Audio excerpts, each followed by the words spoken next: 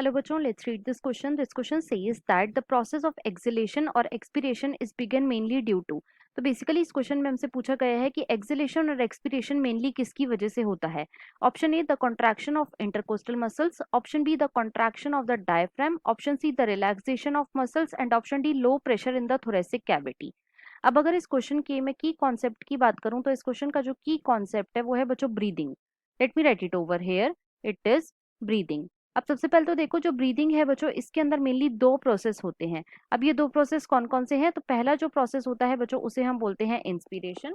First is inspiration. और जो दूसरा प्रोसेस होता है बच्चों उसे हम बोलते हैं एक्सपीरेशन. Second is expiration. अब देखो इंस्पिरेशन के अंदर मेनली क्या होता है? तो बच्चों इंस्पिरेशन में जो एटमॉस्फेयर में प्रेजेंट ऑक्सीजन होती है उसे हम अपनी बॉडी के अंदर लेते हैं. और बॉडी में ये ऑक्सीजन कहाँ जाती है? तो ये जाती है बच्चों लंग्स के अंदर. तो इंस्पिरेशन में क्या होता है कि oxygen is taken in. Oxygen is taken in.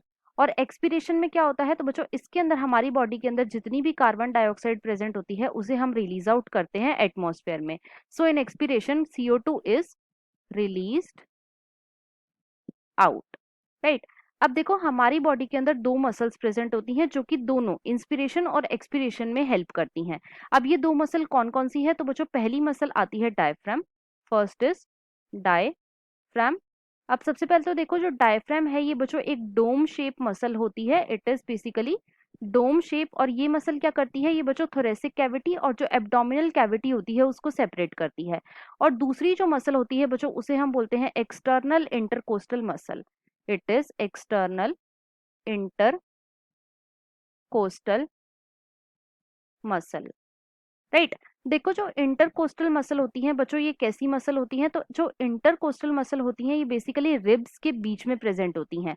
अब एक होती है एक्सटर्नल इंटरकोस्टल मसल और दूसरी होती है बच्चों इंटरनल इंटरकोस्टल मसल.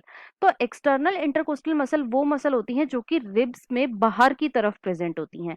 राइट. अब ये दोनों ही मसल्स मतलब कि जो डायफ्राम है और जो एक्सटर्नल इंटरकोस्टल मसल है ये दोनों प्रोसेस में हेल्प करती हैं इंस्पिरेशन में भी और एक्सपिरेशन में भी.